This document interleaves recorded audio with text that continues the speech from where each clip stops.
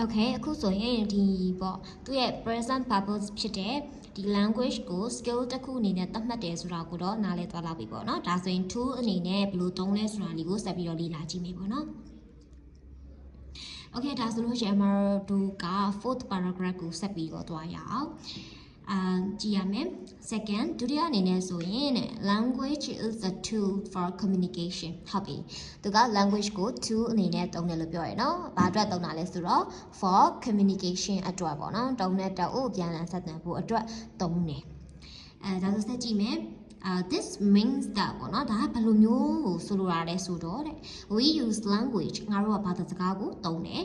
to speak to someone စုံတယောက်ကိုပြောဖို့ or to write to someone စုံတယောက်ကိုရေးဖို့နော်စုံတယောက် view စာပို့မယ်စုံတယောက်နဲ့စကားပြောမယ်ဒီလိုမျိုးအတွက်နော် tool အနေနဲ့သုံးပါတယ်လို့သူရှင်းပြတာပေါ့နော် to speak တဲ့ဒါဆိုရင်ဟုတ်ပြီတို့စကားပြောကြမယ်ပေါ့နော်စကားပြောမယ်စကားပြောဖို့အတွက်ဆိုရင် we use vocal symbol ပေါ့နော်ဒီအတန်သင်္ကေတတွေသုံးတယ်to write ဒီစာရေးဖို့အတွက်ကြတော့ we use written symbol ပေါ့နော်ဒီအရေးသားသင်္ကေတလေးတွေကိုသုံးပါတယ်တဲ့ဒီနေရာမှာ what is interesting here is that ဒီနေရာမှာစိတ်ဝင်စားဖို့ကောင်းတဲ့အရာဘာလဲဆိုတော့ what we speak ငါတို့စကားပြောနေတဲ့အချိန်မှာဆိုရင် we use gestures ပေါ့နော်ဘယ်လိုမျိုးလဲ gesture ဆိုတာဒီအမှုအကျင့်ပေါ့နော်ဟိုလက်ဟန်ကိုဟန်အမှုရာကြီးပေါ့နော်သုံးတယ်such as ကဲ့သို့တော့ the movement of our arms ငါတို့ဒီ arms တွေရဲ့ movement တွေ hands တွေရဲ့ movement တွေပြီးတော့ head ပေါ့နော်ဒီခေါင်းဘယ်လိုမျိုးခေါင်းအမူအရာတွေ and also facial expression ပေါ့နော် facial expression ကိုယ့်ရဲ့မျက်နှာရဲ့ expression ပေါ့နော်ဖော်ပြချက်အနေအထားတွေ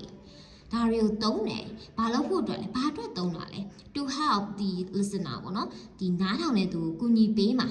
နော်ဘယ်လိုကူညီပေးမှာလဲ understand us better ကိုပြောနေတဲ့အရာကိုပြောနေတဲ့အကြောင်းအရာကိုနားထောင်တဲ့သူပို့ပြီးတော့နားလည်အောင်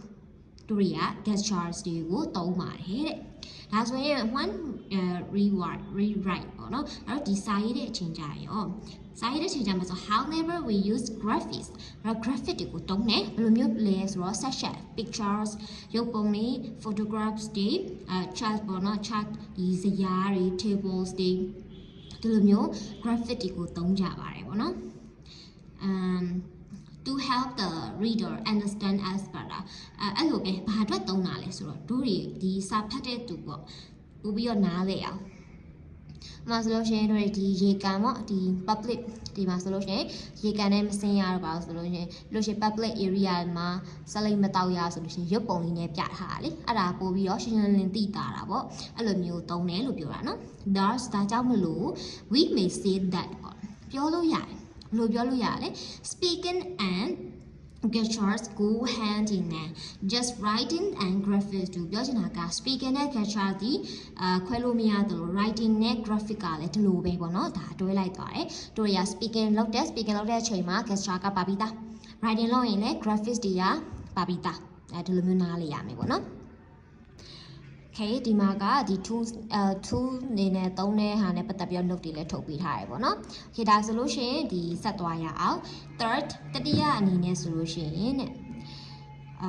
communication may be in one or two form Okay တို့ရခုနကတော့ language ကို skill အနေနဲ့သုံးတယ် tool အနေနဲ့ပြီးရင်ဒါ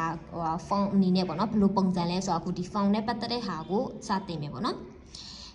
third တတိယအနေနဲ့ဆိုရင် communication may be in one or two form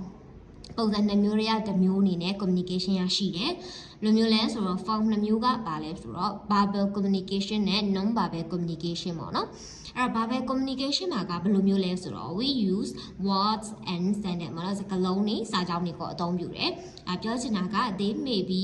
spoken or written ဒီ verbal communication ကဒီအပြောပေါ့နော် spoken လုပ်ပြီးပြောတာရှိတယ်။ written လုပ်ပြီးတော့ပြောတာရှိတယ်ပေါ့နော်။ဒါဆို non verbal ကတော့ဘယ်လိုမျိုးလဲပေါ့နော် non verbal communication ကကြတော့တဲ့ on the other hand ပေါ့နော်စန့်ကျင်ဘက်ပေါ့နော်ခုနဟာနဲ့မတူတာကနောက်တစ်မျိုးကဘယ်လိုလဲဆိုတော့ we use gesture and graphics ဒီ non verbal ကကြတော့ဒီ words ဒီ sentence တွေမသုံးတော့ဘူးပေါ့နော်သူကကြတော့ gesture ကိုဟန်အမှုအရာတွေ graphics တွေပေါ့နော်ဒီကဒါတွေပဲသုံးတော့တယ်ပေါ့နော်အောက်မှာလည်းသူကဇာတ်လေး textbook ထဲမှာလည်းဇာတ်လေးပါတယ်ပေါ့နော်ဒီမှာလည်း မကိုတိုင်းဒီမှာ graphic လေးလုပ်ပေးထားတယ်ပေါ့နော်ဒီမှာဆိုရင် communication ကိုအမျိုးအစား2မျိုးခွဲလိုက်တယ် verbal ရဲ့ non verbal ရဲ့ verbal မှာဆိုရင် spoken နဲ့ written ရှိရ words တွေ standard ကိုသုံးနေပေါ့နော် non verbal မှာကြာ non verbal မှာကကြတော့ gesture နဲ့ graphic တွေကိုပဲသုံးနေပေါ့နော်ဟုတ်ပြီဒါဆိုလို့ရှိရင်နောက်ဆုံးတစ်ခုသွားမယ်เนาะနောက်ဆုံးတစ်ခုကကြတော့ဗာလဲဆိုတော့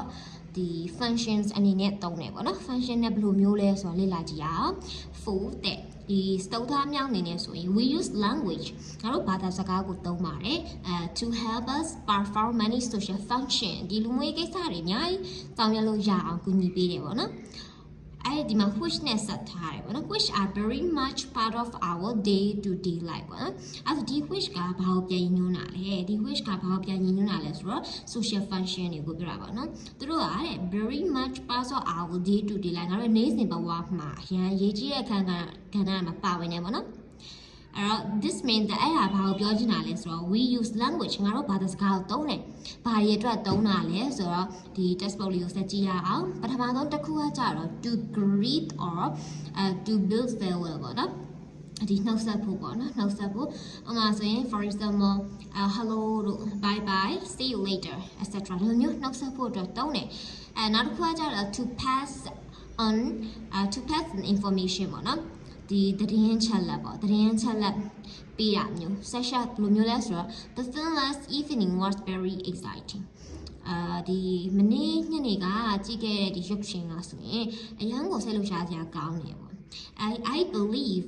Dick failed the exam နဲ့ဒီ Dick ကဆောင်းမဲ့ကြားတယ်ဆိုတာကိုပေါ့နော်သူသိနေတယ်ပေါ့အဲ့လိုမျိုးပေါ့ဒီအကြောင်းအရာတွေပြောချင်ရင်လည်းသုံးတယ်နောက်တစ်ခုက to ask someone questions or to ဒီ question မေးခွန်းပေါ့နော်မေးခွန်းတစ်ခုမေးနှစ်ခုမေးတဲ့မေးခွန်းတွေတင်ပြတတ်တာတွေကိုသိချင်တဲ့အကြောင်းအရာတွေမေးချင်ရင်လည်း language ကိုပဲသုံးတာပေါ့such as how you have you done your homework ပေါ့နော်ဒါကလက်ရှိကျောင်းသားတွေမေးရမှာပေါ့နော် have you done your homework မင်းတကယ်ချင်းနေအိမ်စာပြီးပြီလားဘာညာလိုမျိုးတော့ဆိုလေတွေ့ဒီ language ကိုပဲသုံးရတာပဲလေနောက်တစ်ခုဆက်ပြောမယ်ဆိုရင် to request ပေါ့နော်တစ်ခုခုကိုမေတ္တာရပ်ခံဖို့ဘယ်လိုမျိုးလဲဆိုတော့နမူနာလေးပြပြထားပေးတာပေါ့နော် such as that could you please give me a hand အဲ့မှာ give me a hand ဆိုတာကလက်တစ်ဖက်ပေးပါမဟုတ်ဘဲနဲ့ကူညီလို့ရမလားမင်းငါကူညီပေးလို့ရမလားအဲ့လိုမျိုးပြောတာပေါ့နော်pass me the sauce please ပေါ့နော်pass me the sauce ဆိုတာဒီစားယူဟိုဖြစ်သွားလို့ပြောတာမဟုတ်ဘဲနဲ့ငါ့ကိုစားလေးပေးပါအောင်ငါကျေးဇူးပြုစားလေးတစ်ချက်လောက်လှမ်းပါအဲ့လိုမျိုးပြောတာပေါ့နော်နောက်တစ်ခုက to ask for permission ပေါ့နော်ဒီခွင့်ပြုချက်တောင်းတာအတွက်ပေါ့နော်ခွင့်ပြုချက်တောင်းမယ်such as may I come in မှာကိုကဒီဆရာကစာတင်နေတယ်စာတင်တဲ့အချိန်မှာကိုကပြန်သွားခြင်းနဲ့အဲ့လိုမျိုးခွင့်တောင်းတဲ့အခါမျိုးပေါ့နော်ဒီနောက်မှာလည်းသူက example လေးဆက်ပြီးတော့ပြထားရတယ်ပေါ့နော်လေ့လာကြည့်ပါနောက်တစ်ခုဆက်သွားမယ် to instruct someone what to do or how to do something okay instruct ဆိုတာညွှန်ကြားမယ်ဘာလို့ညမှာတစ်စုံတစ်ယောက်ကို what to do somethingဘယ်လိုလုပ်ရမလဲ how to do something เนาะဘာလုပ်ရမလဲ how to do something ဘယ်လိုလုပ်ရမလဲဆိုတာညွှန်ကြားတဲ့အခါမှာလည်း language ကိုပဲသုံးရတာပဲsuch as ဒီမှာနမူနာလေးကြည့်ကြည့်မယ်เนาะ take one table 3 times a day ပေါ့เนาะပြန်ဒီတနေ့ကိုစီး3ချိန်တောက်ပေါ့နော်စီးတစ်လုံး3ချိန်တောက်ပေါ့နော်တနေ့ကို3ချိန်တောက်ဘယ်လိုရှင်းတော့ခေါ်ကြ add a teaspoon of sugar and stir ပေါ့နော်ဒီ teaspoon တကြားတစုံထက်ဘယ်လိုရှင်းမှုေးဒီလိုမျိုးကိုကအခြားတရားကိုခိုင်းတာပေါ့ပြောမယ်ဆို instruct လုပ်တယ်ဆိုတာခိုင်းတာပါပဲလုပ်ခိုင်းတဲ့အခါမျိုးကြရင်လည်းဒီ language ကိုပဲသုံးရတယ်ပေါ့နော်နောက်တစ်ခါကျတော့ to direct someone ဒီတရားကိုညွှန်ကြားမယ်နော်ဘာလို့ညွှန်ကြားမှာလဲဆိုတော့ how to get to a certain place ပေါ့ဒီနေရာတနေရာလမ်းညွှန်တာပေါ့နော်ဘယ်လိုသွားရမလဲဆိုတာလမ်းညွှန်တာမျိုးဥပမာဆိုလို့ရှိရင် go down this road ဒီလမ်းတောက်လျှောက်ဆင်းသွားပေါ့နော် turn left at the traffic light ဒီ traffic light ရောက်လို့ရှိရင် turn left ပဲ quick အဲ့လိုမျိုးတွေပြောတာပေါ့နော်တရားရောက်ကိုတစုံတယောက်ကိုဘာလုပ်တာလဲလမ်းညွှန်ပေးတဲ့ခါကြရင် language ကိုပဲသုံးရတယ်အမှလူမျိုးဆိုဗမာစကားပေါ့အင်္ဂလိပ်ဆိုရင်ဒါအင်္ဂလိပ်စကားနဲ့သွားမယ်ပေါ့နော်နောက်တစ်ခုကကျတော့ to thank or express gratitude ပေါ့နော်ကျေးဇူးတင်တာသူများတဲ့ခါကိုအဲ့လိုပဲကျေးဇူးတင်တာကိုဖော်ပြတဲ့ဟာမျိုးပေါ့နော်ဥပမာဆိုလို့ရှိရင် thanks a lot ကျေးဇူးရမ်းတင်ပါတယ် how very kind of you အမေအရင်ကဖြစ်တာကျင်နာလိုက်တာပဲ thank you so much ကျေးဇူးအများကြီးတင်ပါတယ်ဒီလိုမျိုးစကားလုံးတွေတွေ့ရင်လေဒီ language ကိုပဲသုံးရတယ် နောက်က to respond ဆိုတာကတုတ်ပြန်မယ် towards of thanks and gratitude ဒီတော့ကိုလူတယောက်ကကျေးဇူးတင်ကြောင်းပြောလာတယ်ဆိုရင်ကိုကလည်းဒါဟိုပြန်ပြီးတော့ပြောပေးရမယ်ပေါ့နော် response လုပ်ပေးရမယ်အဲ့ခါကျရင်ဒီ language ကိုပဲသုံးတာပဲเนาะ example လေးရတော့ဖတ်ကြည့်လိုက်ပါto apologize or express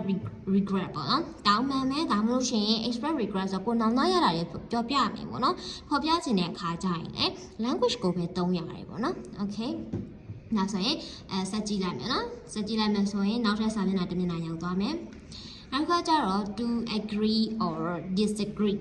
ကိုကလက်ခံတာပဲကိုအကြောင်းအရာတစ်ခုပြောလာတယ်ကိုကတော့လက်ခံတယ်ဆိုလဲလက်ခံတဲ့အကြောင်းပြောဖို့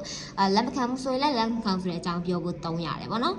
such as ဆိုတာနမူနာလေးပြရ yes that's right ဟုတ်တယ်ဒါမှန်တယ်ကိုတငယ်ချင်းတက်ကလာပြောလာတယ်ဟုတ်ပြီဒါမင်းမှန်တယ်အဲ့လိုမျိုးပြန်ပြောတာပေါ့နော်ဒီလက်ခံတာလက်မခံတာအကြောင်းပြောမယ်ဆိုရင်လည်းဒီ language ကိုပဲသုံးရတယ်ပေါ့နော် and ပြီးတော့ to perform many other function ပေါ့ဒီနေ့စဉ်ပေါ့လုပ်နေတဲ့ဒီ function တော်တော်များများလှုပ်ဆောင်ရမယ်လှုပ်ဆောင်ချက်တွေတော်များလာတယ်တွေ့ရ language ကိုသုံးရတာဟုတ်ဒါကြောင့်မလို့ language ကို function နေနဲ့ပေါ့နော်ဒီ function လုပ်ငန်းဆောင်ရွက်ချက်တွေဆောင်ရွက်ဖို့အတွက်လည်းသုံးတယ်ဆိုပြီးတော့ဒီ lesson မှာကသင်ပေးထားတာပေါ့နော်Okay ကိုကဒီနောက်ဆုံးညီကုံချုပ်အနေနဲ့ပြောမယ်ဆိုလို့ရှိရင်တဲ့ဒီ language ပေါ့နော် language က reflect culture ဒီကိုယ့်ရဲ့ယဉ်ကျေးမှုကိုထင်ဟပ်စေတယ်ပြီးလို့ရှိရင် preserve culture ဒီယဉ်ကျေးမှုကိုထိန်းသိမ်းထားနိုင်တယ်ပြီးလို့ရှိရင် pass on culture ပေါ့နော်ရေရှည်မှာလည်းဒီယဉ်ကျေးမှုကိုဆက်လက်ပြီးတော့ပေါ့နော်ဒီထင်ဟပ်စေတယ်ပေါ့နော်from one generation to the next ပေါ့ဒီ generation မျိုးဆက်တစ်ခုကနေပြီးတော့နောက်မျိုးဆက်တစ်ခုထိကို pass on ပေါ့နော်ဒီတည်ဆောင်သွားပြီးနိုင်တယ်ပေါ့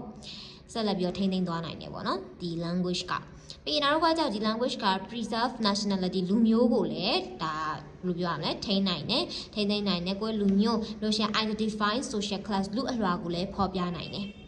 ဒီဘာသာစကားတစ်ခုတည်းနဲ့ culture ကိုလည်း refer လုပ်နိုင်တယ် preserve လုပ်နိုင်တယ်ဒီနောက်ထပ် generation မျိုးဆက်အသစ်တစ်ခုစီကိုလည်းဒါကဆက်လက်ပြီးတော့ခေါ်ဆောင်ပေးသွားနိုင်တယ်ပြီးတော့ကိုယ့်ရဲ့လူမျိုးဒီလူအလွှာတွေကိုလည်းဒါဖော်ပြပေးနိုင်တယ်လူမျိုးကိုလည်းထိန်းသိမ်းနိုင်တယ်ပေါ့နော်